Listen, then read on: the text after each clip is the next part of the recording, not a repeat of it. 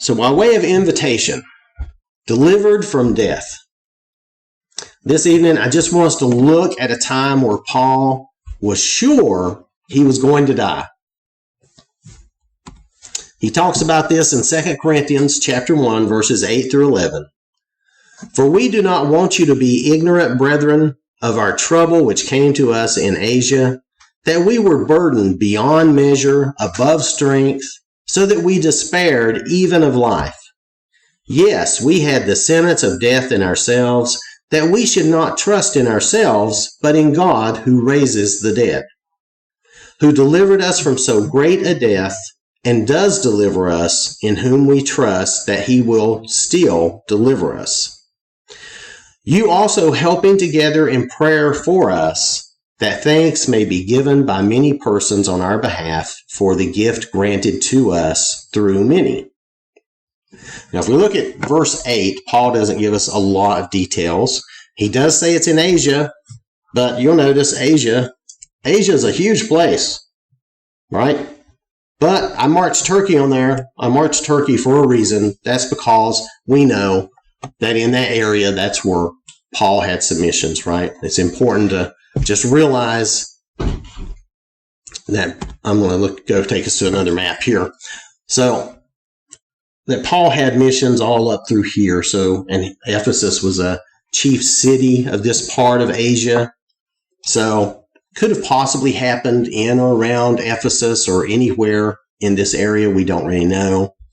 But Paul doesn't give us those details. But what he does do is express how dangerous the situation was and how they felt and what they learned from it in a way. So if we look back here at our verses, you'll see that this situation is where they believed they would die. They were in trouble beyond what they could handle. For them as people, they were helpless. They could not trust in themselves. They could not deliver themselves.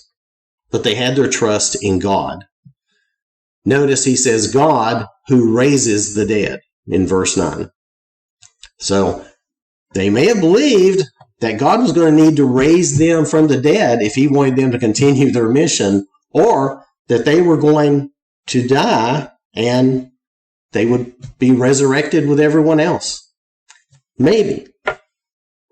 It's hard to say, but he says he does make this mention of who raises the dead. So definitely with all this death on their mind, they were thinking about that, but they knew God had the ability and the power to raise them. And in the end, God did deliver them, obviously.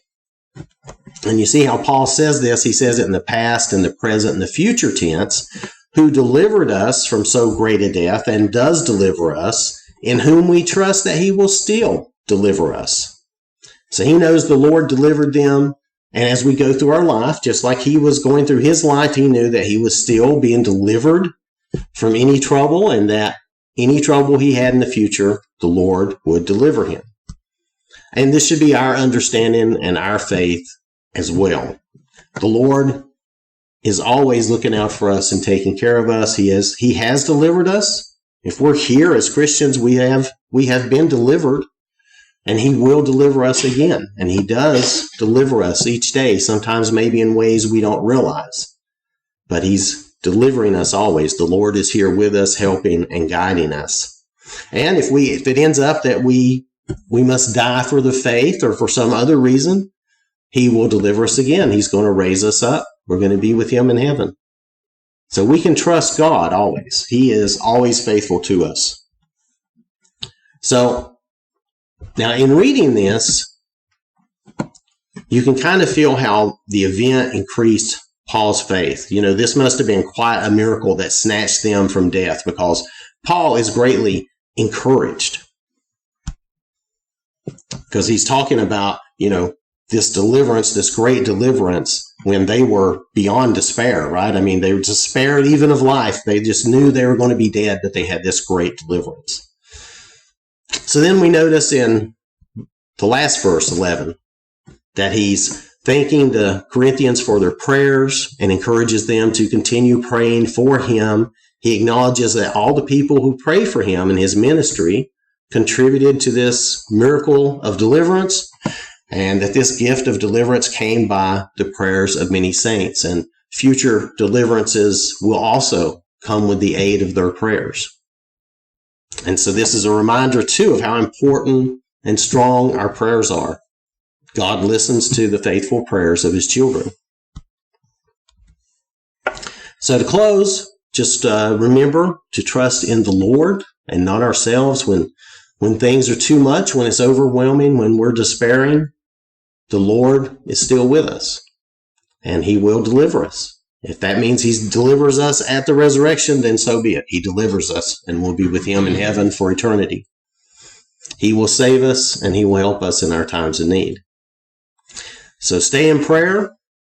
Pray for all your friends and your family, the body of Christ, and anyone that needs it, which is everyone, really. We all need prayers.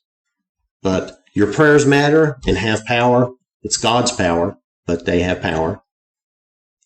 And if there's anything this evening that we could do for you to help you, please let it be known as we stand and sing.